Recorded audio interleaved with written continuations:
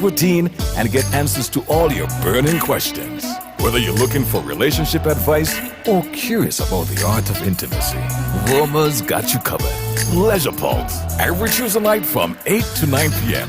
Only on Sexuality Radio 96.1 FM. Don't miss out. Your sex education journey starts this Tuesday with Roma as your guide.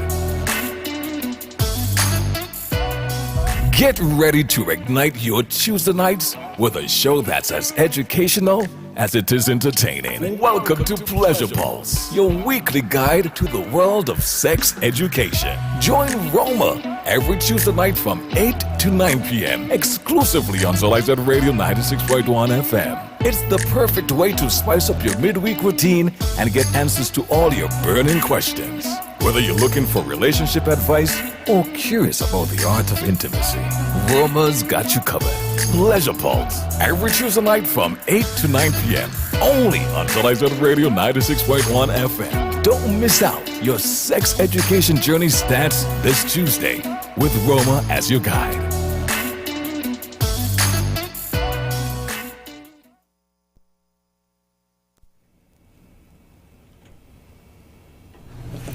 Good evening, everybody. Welcome to another episode of Pleasure Pulse. I'm your host, Roma Richardson, and I'm so happy that you joined me here this evening for another enlightening episode related to sex education and all things sex.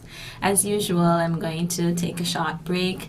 I do this every time of the show to give you a few minutes to gather your troops, to let everybody know that Get Pleasure ready Pulse to is ignite live your Tuesday and nights. that we are on talking about sex as we do or as we are every Tuesday. So we'll take a short break, gather your people, and then we'll come right back. Get ready to ignite your Tuesday nights with a show that's as educational as it is entertaining. Welcome to Pleasure Pulse, your weekly guide to the world of sex education. Join Roma every Tuesday night from 8 to 9 p.m. exclusively on Sexuality Radio 96.1 FM. It's the perfect way to spice up your midweek routine and get answers to all your burning questions.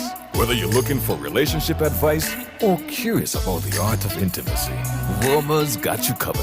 Pleasure Pulse, every Tuesday night from 8 to 9 p.m. Only on Sexuality Radio 96.1 FM. Don't miss out. Your sex education journey starts this Tuesday with Roma as your guide.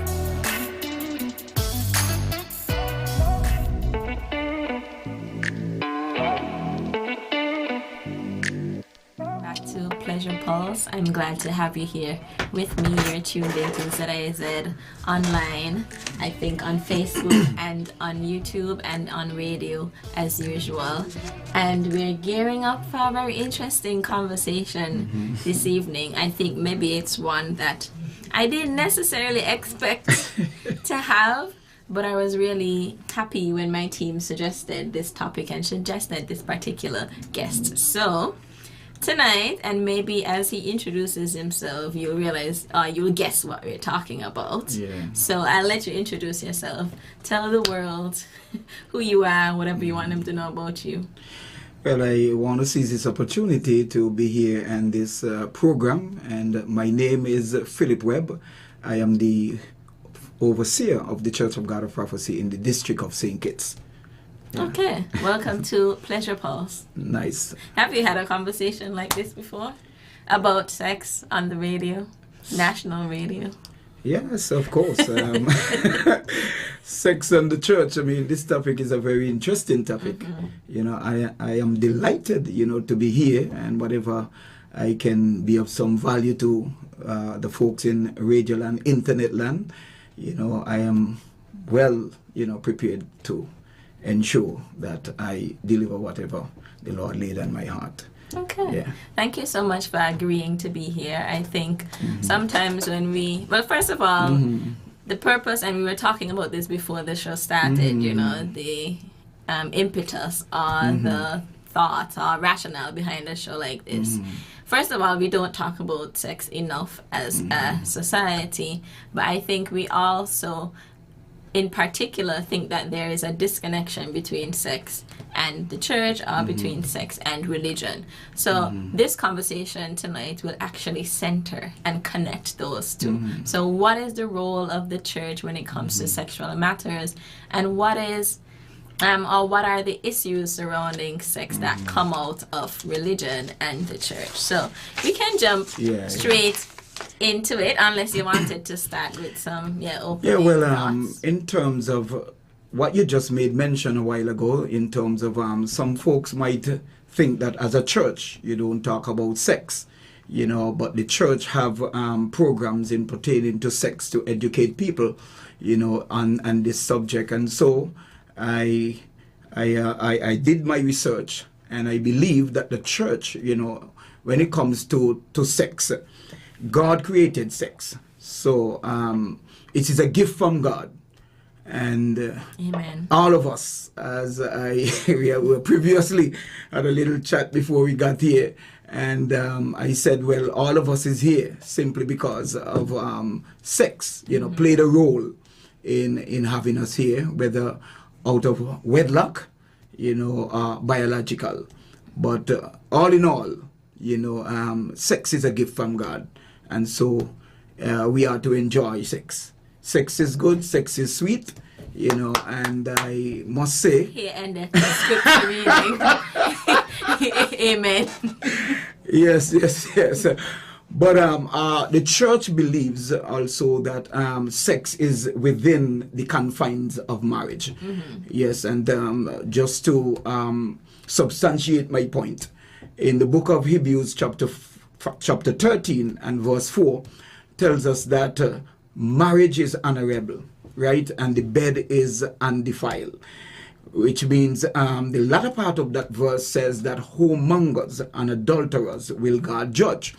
And so right there and then, it is not just about what you will say adultery, but sexual immorality and adultery is made mention in that same particular verse. And so the writer says that marriage is honorable. And let me just take this time out and greet all of our honorable members.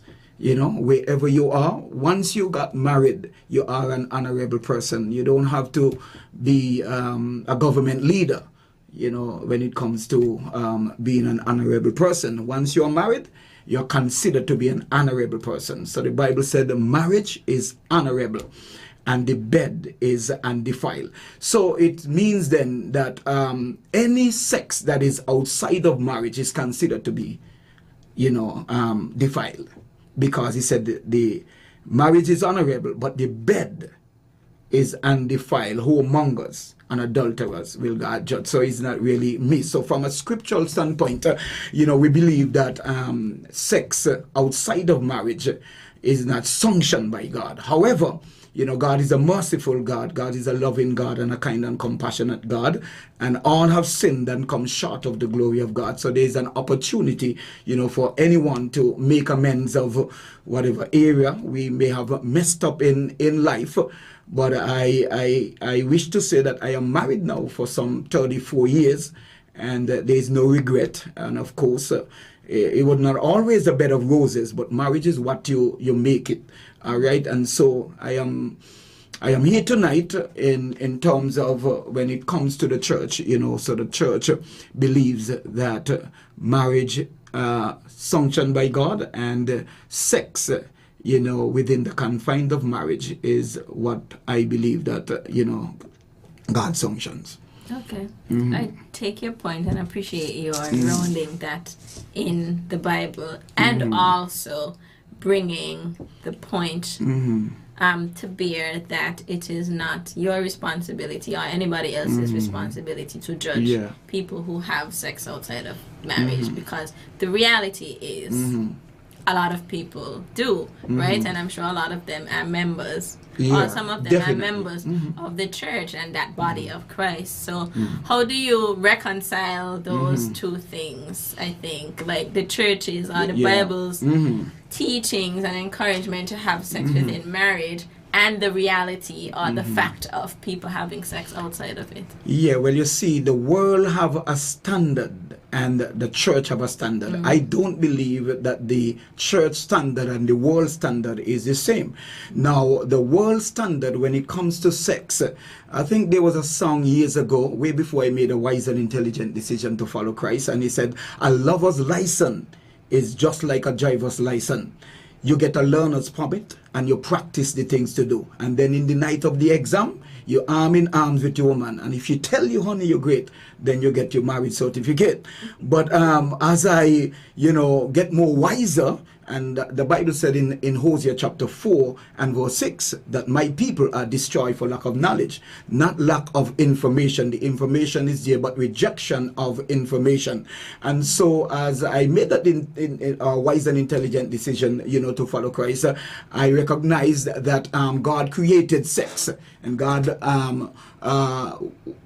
put it in place for marriage, and so we ought to enjoy it, but it to be in the confines of marriage. But I will put that story that I just made mention in terms of that song and said that a marriage license could be just like a driver's license, not a lover's license, but a marriage license, I use in the simile, is like a driver's license. Now, if you are a driver and you want to get your license, there are some conditions that you have to meet in order for you to get your license.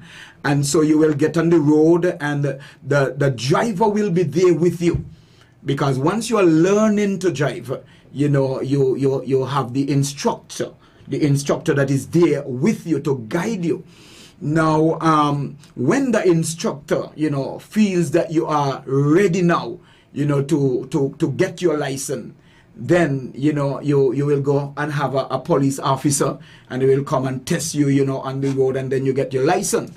But some people could drive even though they don't have their license. But then if the person drive without having a license, that's violations to the law of the land. Because the law of the land stated that in order for you to drive, you must have a driver's license. So if you're being caught driving, and don't have a license, then you could be locked up and a penalty, could be paid. Now, it is in the same way, in marriage, God designed marriage, for a person to have sex. Now, you could have sex, but it is not sanctioned by God until, that person, knit themselves together in holy matrimony. And that's from a biblical standpoint, where marriage becomes honorable. Okay. Okay. So a related question is, what guidance does the church offer to single people regarding sexuality? Yes, the church have platforms whereby we have like workshops, because we realize that with the increase of technology and modernization in most of our world countries, it is essential to have an education. And with all the different, type of relationships and sexism, use that word, in our world today, the church is in the community for a reason, and that is to help the community, and also not only in the community but in the country. And Proverbs 14 and 34 tells us plainly that it is righteousness that exalts a nation, and so sin is a reproach to any people. And so if the church is in the community, it is there to help guide and protect our community in righteousness. And so the church have avenues, sometimes it could be workshops that we organize and get a facilitator, who knows the subject well and comes in and also help, to educate people concerning that subject so that they can be educated, and as a result of that, be a part of the solution rather than a part of the spoil. So is it about helping single people feel comfortable, or more confident, more secure with their singleness? So, for example, is it about, so, you know, like the things that folks might be looking to partners to provide, is it about encouraging them to seek those things through God? Like, what kinds of workshops, like what is the content of some of these workshops for single people? Yeah, the contents for those workshops is to help singles, you know, to understand that you could be single and still, you know, live a nice life. You don't have to be married, you know, to live a life. But in the case and confines of if you are a single person and let's say, you know, you have an addiction, you know, for sex, we will guide you into the right direction. And scripture like 1 Corinthians chapter 7, you know, will come into play, whereby the Bible said it's good for a man not to touch a woman. But then, you know, in verse 2, it said, it said to avoid fornication, let every man have his own wife, or let every, you know, I mean, woman have their own husband. So we will share from a biblical, you know, standpoint as to how to get them to, you know, be on the right path when it comes to pleasing Almighty God. So we set up forum, you know, to with singles to ensure that they get the education that they needed in those areas. If it's on the subject of sex or some other subject, whichever subject, the church is there to guide them into the right direction. Okay, all right. So specific to sex education now, does the church provide any kind of sex education? And I don't want this to sound like an interview. It's not an interview, this is a conversation, right? Does the church provide any kind of sex education, like specifically like resources for parents to discuss sexuality with their children? But we could start with does the church provide any kind of sex education? Yeah, well, I would say maybe not on a broad scale, you know, but we're getting there because we realize the importance of sex education in our churches, you know, to ensure that our people be educated on that subject. But here and there, we have some, you know, workshops that will, if we will design it to around that same subject, you know, and so that we will get someone to help us to come up with that subject so that we could help them in that endeavor. So churches often, you know, encourage a single individual to practice and abstain and to view their singleness as a time for personal growth, service, and preparation for a potential future, you know, for marriage. And they may also emphasize the importance of maintaining purity and self-control in their thoughts and actions. So previously, as you asked that question, those are some of the areas that the church, you know, engage in to help with singles. But does the church, you know, provide any form of sex education, resources for parents to discuss sexuality? Just recently, trying to get a platform, you know, for this, you know, particular area, not just sex, but open to the community, an hour every Thursday. You know, if the parent having problems, you know, with children, etc., or probably, you know, in terms of their own conditions, the church is open, you know, and will provide an avenue for us to come, and they could come, and we will talk with them, and we'll discuss with them, and we'll help them in the issue that they are facing, because that's what the church is there for, to help, you know, our community and the country at large. Okay, so would you call that counseling? Because I like what you just said. As a means of counseling also, because that's another, you know, avenue that the church uses, counseling.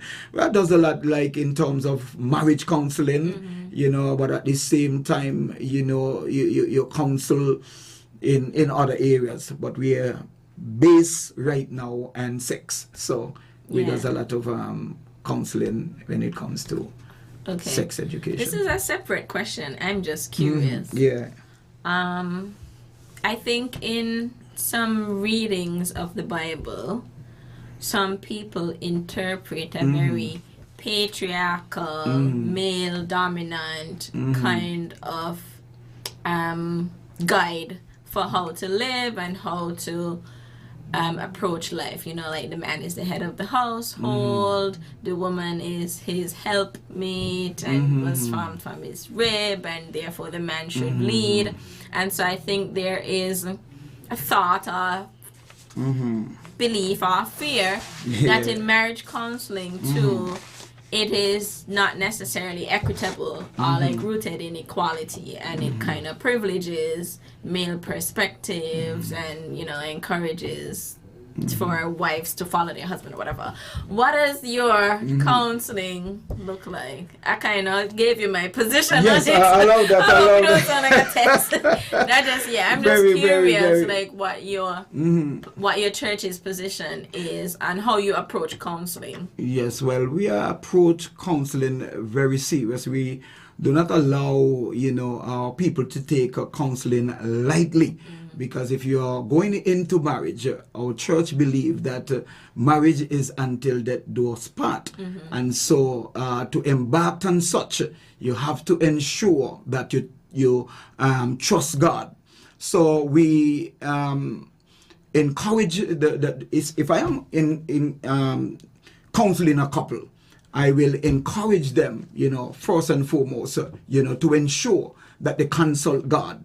You know, and this is the person that you wish to be with for the rest of your life. So it should not be taken lightly. And so that is why we go into counsel with them to see if they are really ready and prepared, you know, to be together. You know, because from the moment you sign that document, you are declaring, you know, that you are one flesh. So as a result of that, you know, it is important for you to understand the seriousness of marriage. But you said something earlier, we don't teach the male, you know, like in terms of dominance and those kind of things. I believe in equality, but at the same time, you know, the man, you know, Christ is the head of the home, and the man is the head of the wife.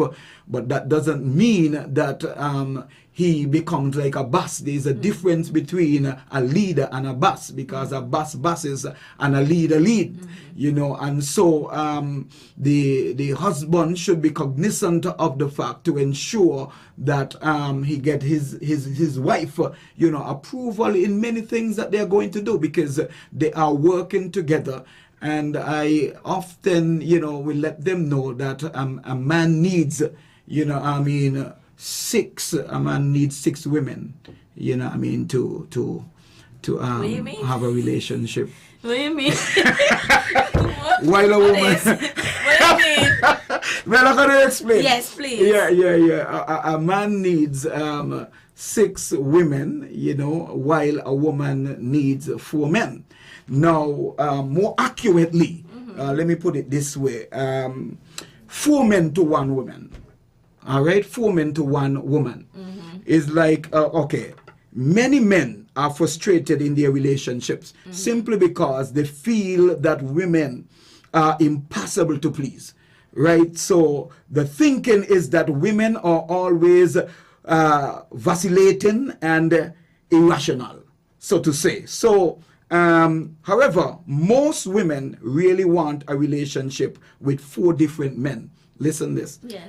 Or more accurately, 1 man fulfilling 4 different roles.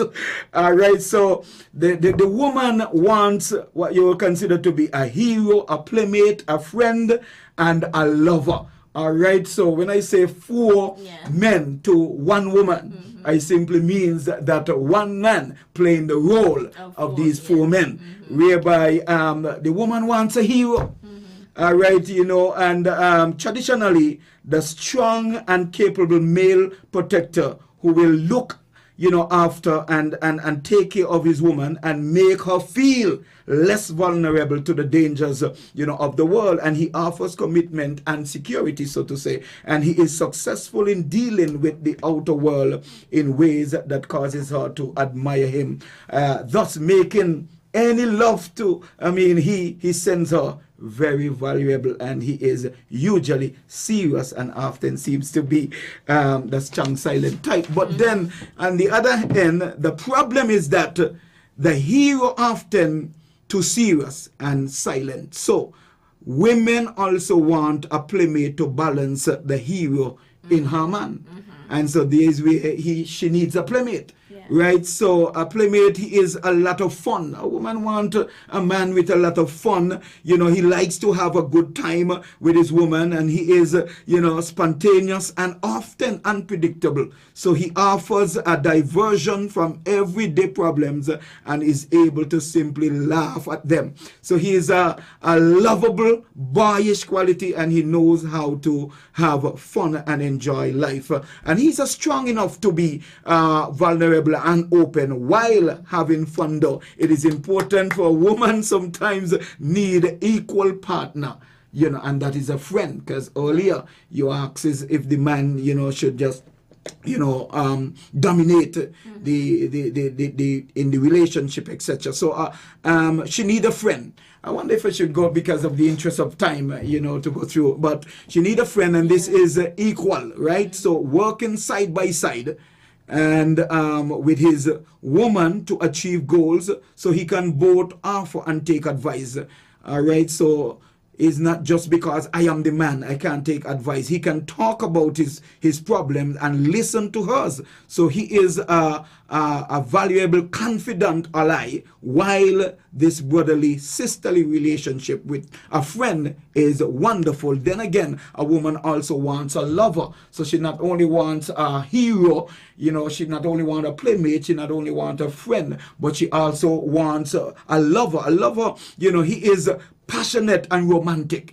All right, so he makes love to her both emotionally and physically, and he expresses his love and passion and is sensitive to hers. So he often tells her she is a highly desirable, she's a highly desirable woman, and he lets her know his desires and only her, causing her to feel excited and romantic. And he strives, to master the art of sexual lovemaking, and that merges the emotional responses. What verse in the Bible is that?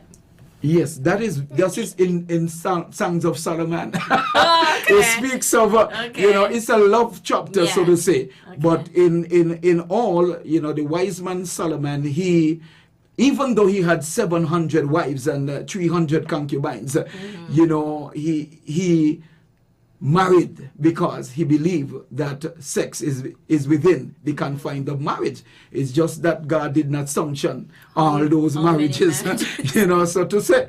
But at the end of the day, Solomon tried everything outside of God, and it did not work. And so he came to a conclusion at the end of the day and said, all is vanity and vexation of spirit. So enough women could not have satisfied him.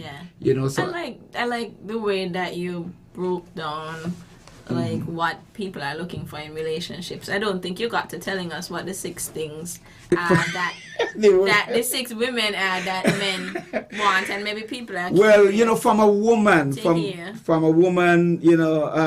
point of view, men seem to want their woman to be everything, not to talk but interesting, feminine but competitive, care for the household but taking home a salary. Essentially, it feels impossible to be everything a man needs. So that's how I sums it up. But men, however, would like to find 6 women to live with, or more accurately, 1 woman fulfilling 6 roles. Number 1, he wants a lover. A man wants a lover, right? A lover. Men have a strong sexual drive. All right, so that must be understandable. Men have a strong sexual drive. So in order to meet their needs, they want a willing and eager lover who will have sex only with them.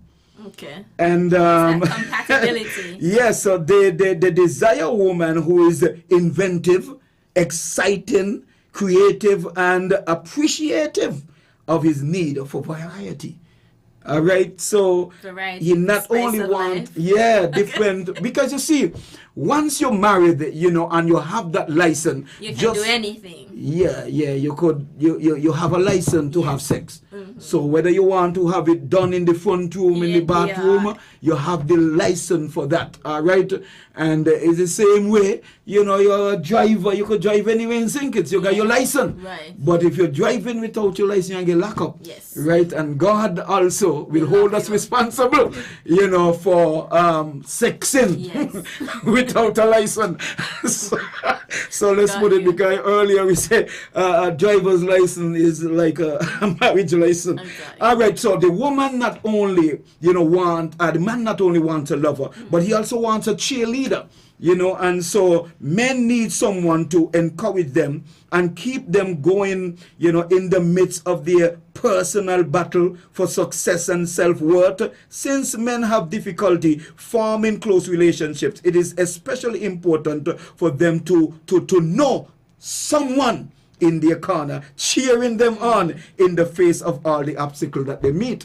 And my wife, you know, I love cricket.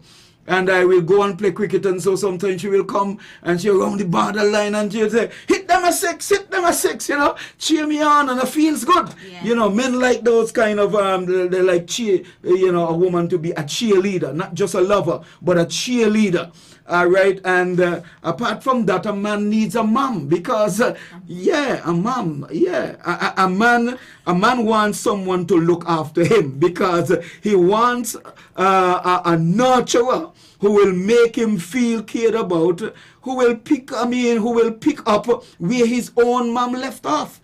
When he was a boy, you know, so though now he is a man, he shouldn't be made to feel a sick boy. He wants a mom who will look after him when he is sick, help him find his keys, and heal the wounds, you know, of him, etc. You know, and not only that, he needs a best friend. Some people say, my best friend is so and so, but your best friend should be your spouse. Best friend, a man wants an ally with whom he can share the burdens of daily life. He wants a confidant and a good advisor who can help him handle problems, make decisions, and cope with daily existence. He wants a best friend to have fun with, doing things they both enjoy. So the man is not just to say, I am the boss, and you know, whatever I say goes. You know, that's different, because a leader is what you are to be, and not a boss. Right, because as I said earlier, a boss, you know, I mean bosses, but a leader, you know, leads. And so therefore, God took the rib out of the man's side, which means that she's supposed to be by his side, you know, and at the same time, you know, the man's supposed to ensure that he's there, you know, for his woman. And you know, God didn't want you to, if I hit you, you know, you hit me, I am hitting my own flesh. All right, because we became one flesh now, so we are no longer twain, but we are one. So it is imperative to operate and function as one. I don't know in the interest of time, but a man also needs an animal tamer, right? You know, in the woman, the number of, because men depends on women to be the bride from the raw animal inside them. I mean, to the rest of humanity. So women is the social glue, the bridge to other couples, the one who invites, entertains, and develops relationships with others. Some men also want someone to teach them social graces. Some men are rough and tough, you know what I mean? So he helped them choose their clothes, decorate their home, and thus settle down, you know, when they marry, you know, and then it's like Tarzan becomes the urban citizen. So that's and lastly, he need a competent adult. a man needs a competent adult. The men also want a competent, capable adult who is worthy of respect and who can, be dependent upon and admired. Whether she is a housewife or career person, she is capable, competent, and effective, and he wants to be proud of who she is as a person. So this enhances his ego, making him feel that he can rely on her. It is also a relief for him to know that she is dependable and capable, someone with whom he can share life's responsibilities. So it's just a little rundown in terms of 4 men to 1 woman and 6 women to 1 man. But playing the role, fulfilling one man, fulfilling the role of the 4 different roles, so to say. All right. So just so that it's clear for the listeners, I'm going to repeat that last part. Pastor did not say 6 actual literal different women to 1 man and men to 1 woman. We're still talking about within the confines of legal marriage in St. Kitts and Nevis, which is 1 person to 1 person. And I mean, I have a lot of thoughts. Well, we can't defute the fact that we're not going to challenge the facts of what's there, because I think a lot of it is very valuable, and I think a lot of it exists across genders. So a lot of the things that you mentioned that men want in women, women also want in men, right? But things that I might like question in terms of like, how is the church, because things are changing, right? And I think there's a lot more that is available to us than was available when the Bible was written and in the years past that. So like the things about like men wanting a mom, like there's therapy now, and there are options in the churches. Like you could find a support group, you could talk to other men, like you have options there of people who could help you also navigate some of life's difficulties. Like how is the church like stepping into that so that women don't have like the full responsibility for their husbands, and for, I mean, there's mutual responsibility for each other, right? Like there's a lot of healing that happens in relationships with other people. So I wouldn't completely say remove your full emotional self from your relationship and completely deal with that separately. It's like expect to share and to be vulnerable, as you mentioned, which I love, because you don't really hear people talking about the need for men to be vulnerable and share and stuff. But my question is just, and we're looking at time. We're at 8:37 now. I'm going to take a break. But my question is just, how is the church helping to fill some of those gaps and address some of those issues? Well, God strategically, even placed some women and men in the church. Apart from the pastor doing counseling and helping in that area, the Bible also spoke about the elder women teaching the younger women, how to govern themselves and how to, conduct themselves, etc. So there are some areas in our church in ministry where we have the elderlies, we'll have a conversation with the younger men and then in that area to help, in that area, so that we could shape, both men and women to be the kind of quality people that they are to be, in society. And wholesome, because Pastor, do you cook? I cook. I do most of the cooking in my home. So when my wife come home, she gets she food. Okay, so here are you, a prime example of the difference, between like what might be said and what happens in real life. Because the truth is, you might be, no offense to your wife, but let's say you're a better cook than your wife. Like, how are you? She says that. Okay. So my question is just about like that part about, men wanting their mom. I mean, also the, like, how is that happening alongside the women being their lovers. Like, how do you have the person who is your lover and also thinking of them as an extension of your mom? But let's take a break there, and then we will continue the conversation when we come back. So we'll take a short break, and we'll be right back. All right.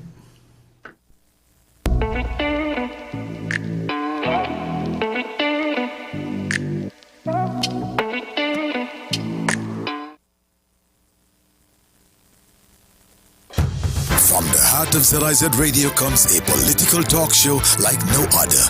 The Edge, with host Stephen Cornelius giving you his take on the biggest stories happening in governance today.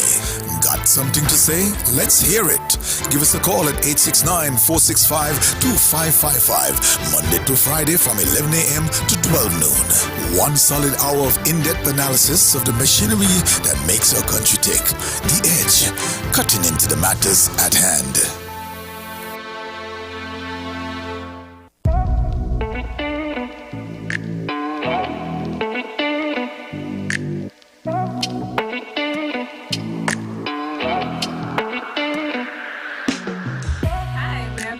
You're listening to Pleasure Pulse on ZIZ.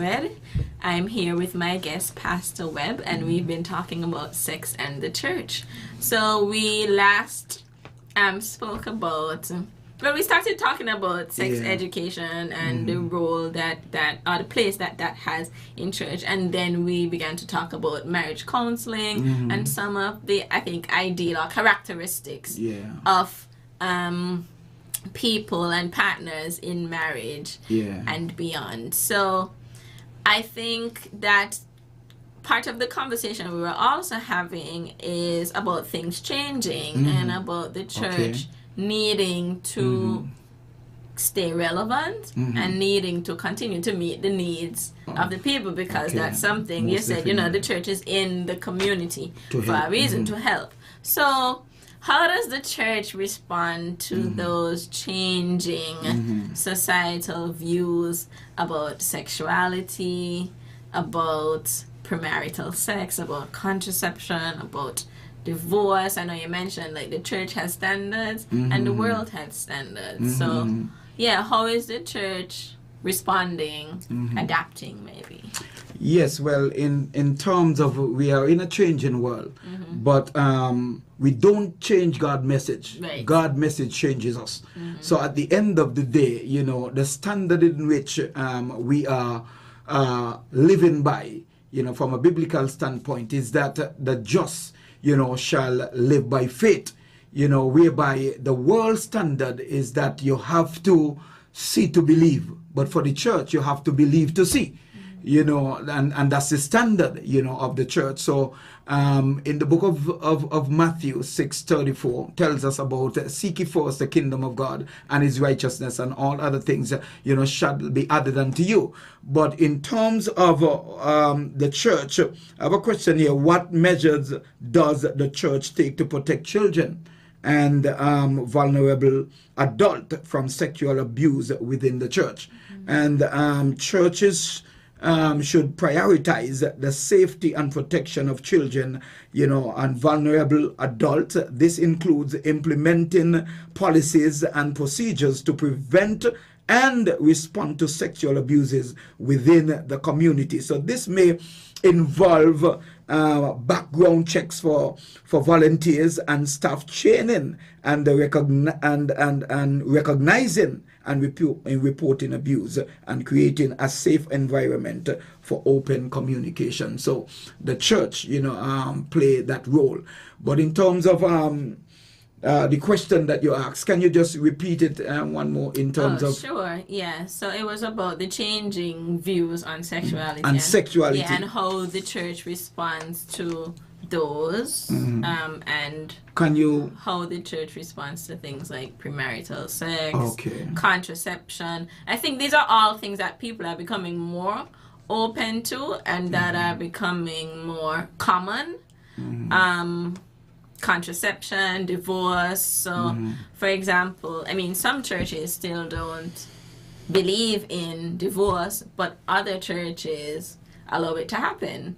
a lot of other churches for various reasons or grounds or whatever will support people separating. Churches might have as part of their programming sex education classes that focus on contraception. So in the church there might be a conversation about what people need to keep them sexually safe. And there's premarital sex, so I mean we talked about some of it, and you said that you believe that, and the church believes that sex is most righteous within the confines of marriage, but if the society around you is changing, the way that they think about topics related to sex, how is the church actually addressing those changing views? Those changing views in terms of contraceptions and those and other things and other areas in that area now in society, probably even the schools, they may sex education, and they give condoms and so to help them, protect them from various diseases. Not everybody else, but a lot of other institutions are, progressing in that way. So how is the church dealing with that? Yes, well, from our standpoint, we do not give contraceptives, condoms and those stuff, to, people who are unmarried, because like I said before, if we stand for nothing, then we'll fall for anything. So we hold the standard very high in terms of sex within the confines of marriage. Now, in terms of contraceptives, because in marriage, somebody might have gotten messed up, etc. And so using contraceptives, could be of some, help to prevent them, from getting, contract a disease, in that area. But for a person who is outside of marriage, we will counsel them to the best of our knowledge and ability and give them the guidelines and the principle of the Bible, rather than giving them, morning after pills and all those kind of stuff like that, as our society would have done. Okay. Okay. I am tempted to ask. Yeah, go ahead. I know why you feel like you know how. I'm also learning, right? People are learning, and people want to know where their church, and I think you also represent a lot of other churches' views in general. Because you started out talking about protecting vulnerable members and how the church protects children from sexual abuse within the church. If there is a case like that comes up, let's say it's with a minor, a sexual abuse case with a minor, does the church feel a duty or have a duty to report to authorities, whether that's police, Department of Social and Gender Affairs? Do you have that relationship with those entities? Of course, yes, because, this is very important because, children, we have children's best interest at heart. We have the whole society best interest at heart. And if some young person have been abused, and we know the culprit, etc., we'll be there to ensure that the person gets justice. And so we have connections, with the we know the emergency numbers, to call in case there is a condition, where we need to report. And at the same time, we have to use our wisdom, in dealing with, these situations and conditions. So there are areas whereby we ensure that we help that family, an abused person. Because especially children, children are an heritage. Some people call children, they have them as an annoyance or liabilities, but God calls them assets. And so they are today's and tomorrow's leaders. And so we have to help them, and if they have been abused, by, any person, they don't have the rights, to do such tragedy, such, actions. And so we believe that, they should pay for their actions, etc. But at the same time, we will guide them on the paths of righteousness also that will help the culprit, not to want to do the same acts, another time, because a human being, and he who knows, better will do better. Some folks just ignorant. It's good to be wise, and it's wise to be good. Some people are wise while others are otherwise. Wise words. Very wise words. Okay, I appreciate your sharing that information. I know it's a sensitive topic, and I know in some churches more than others, child sexual abuse is a bigger issue. I hesitate to say I belong to a church that has been, really and in the past, I think just consistently dealing with the issue of child sexual abuse, and one of the things that comes out of that conversation is the fact that there tends to be little recourse or justice from the church. So I'm happy that you mentioned justice too, the way that you talked about young people or children being assets, being the future, and so on, and needing to protect them, and also that side about justice, because that's a very important side. So I'm happy that you mentioned that. Thank you. Yeah. And my last question from my sea of questions. How does this church ensure that it's a welcoming and inclusive space for everybody, regardless of their sexual orientation or their history?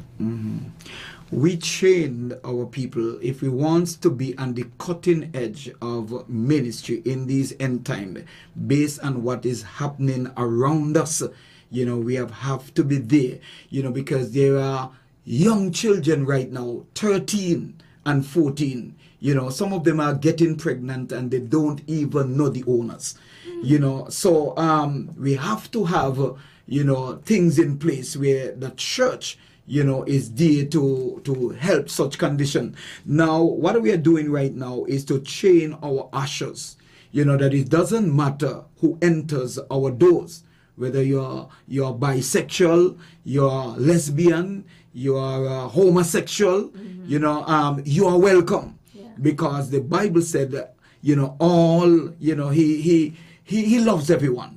And so that the kind of unconditional love that the church brethren, should show, towards society, no matter their situation and their condition. And so make them, I need an usher that when you comes into the door, first impression really counts. So I don't want no one to scorn no one. You show them love and affection. If they are gay, if they are lesbian, etc., God will find a way as to how we can deal with such a person. If you are an alcoholic, you are addicted to something, the church will provide, spiritual help, to bring people into alignment, even though we believe that God, created a man and a woman to be together. I don't go for a man and a woman, because common sense could be one of the most uncommon thing. Because common sense could tell you, if you put a man on an island and say multiply, a dead them get dead after a while. There is no multiplication, because the man does not have any reproductive organs. If you put two women on an island, like God, told Adam and Eve, be fruitful and multiply. How are they going to multiply? So their common sense alone, could tell you, well, this is certainly, not, the best for mankind, else will become extinct. You understand? So I believe that God designed a man and a woman to produce and multiply within the confines of marriage. That's why God created sex, and that's why sex should be in the confines of marriage. But at the same time, folks who come in with their various beliefs and so on, God has a way how to reach them, because there is no person that is unreachable. Even God gives us the kind of love. Some people are very hard to love, but you have to be able to love the unlovable. Because if I only love those who love me, I am still a part of the spoiled cat. That's the world standard. The world loves those who love them. And as a Christian, I should go beyond that level. I should love you in spite of. And that's the kind, of love that the world needs today. A love that will love people in spite of their conditions. And no doubt you could help them, drift and get a paradigm shift from the condition that they are in and come on the right path. But we are not here, to condemn anyone, because as Martin Luther King says, it takes love to drive out hate. You can't drive out hate with hate. And if the church in St. Kitts and Nevis is considered to be what you call the oil, because JQ, you have a vehicle, right? And your vehicle operate with oil, your engine. But if there is no oil in your engine, what will happen? The crankshaft will mash up and your vehicle, could be destroyed if you drive your vehicle without any oil. So then the nation is considered to be the engine, and the church is considered to be the oil that keeps the engine running. So if there is no oil in the engine gonna mash up. So we are the lights of St. Kitts and Nevis. If there is no light, it will be completely darkness. And so God had placed the churches in the community to be beacon of light, regardless of your creed, your religious background. The church should be there, to help the general public. And at the end of the day, God will be pleased with such, of action that the church take. So that's my, but we are believing that we get in there. Okay, so you believe in inclusion and you welcome. Yeah, we welcome anybody. Welcome everyone. Yeah, and yeah. We have 4 minutes left, but 4 minutes. I'm trying to put things together, right? Mm-hmm. So my question is, so you welcome everyone as a church. Welcome them. Mm-hmm. But there are things that the church does not believe in, does not accept, does not promote. Mm-hmm. How do you ensure that those persons who represent those things that the church doesn't believe in still feel included? Still feel included. Yeah. Yes, well, they will feel, even though the church may not don't accept, let's say, the kind of lifestyle. A young man, because of the interest of time, and you don't have much time, but a young man grew up with me in school. And he grew up in a Christian family, but he drifted away and he becomes a homosexual. And before he died, he reached out and sent a letter to me, and he said, I have played the fool, because as a result of that, he contracted the HIV, and in the process, he lost his life. But he sent a letter, to send a message. And I think that was very good, for somebody who might be going down that same trail, to pass a message to them and say, is this kind of lifestyle, could shorten your life. And as a result of that, that really helped me as an individual to reach out to other people, who are going down the wrong path, and they may not feel like they are going down the wrong path, because Proverbs 14:12 says, there is a way that seemeth right unto a man, but the end thereof are the ways of death. So I might feel like what I am doing, is right, okay, but at the end of the day, what do I have? I'm not just telling you that the church teach abstinence, and then I don't have no scripture for which to back up my point or to substantiate what I am saying. So I come to you from a biblical standpoint, and at the end of the day, it's not about me. I have to answer to the Lord. So I take a stand, for the Lord. Okay. And you also release judgment to the Lord. Yes, because Yes. I don't, you don't bring judgment on people. You know, there are some people will just, hit on people. You come, and because, I don't, believe your kind of lifestyle, that's not the way. If somebody's already down, you can't push them down further. You're there to reach out with compassion and love. And to build up. And build, you could help win that person by your lifestyle. Any final words? Well, my final words is that this is a good initiative because we don't, talk much, in the platform of sex, and the church. So I must commend you for this initiative, and I pray that it will, help millions. At the end of the day, it will speak volumes to St. Kitts and Nevis and the world at large. Thank you. And also a huge shout out to ZIZ for giving us this platform to have this conversation. And you can invite me to your church and I can have a conversation there. Nice. We can see how things I will be more than delighted. We can see how things align or not. Thank you so much for tuning into Pleasure Pulse. Remember that this is a safe, inclusive space for everyone. So that means that, the conversation between us over here and the church that sometimes feels like it's over there will continue, because as we ended, our role in this life is to build up, is to help support people through whatever challenges they might be going through, and to ensure that we are our brothers and sisters and siblings keepers, right? So I thank you so much for joining me tonight on Pleasure Pulse. Thank you, audience, for tuning in and for sticking with us through this conversation. As usual, this was Pleasure Pulse with your host Roma Richardson and guest Pastor Webb, and we'll see you all next Tuesday.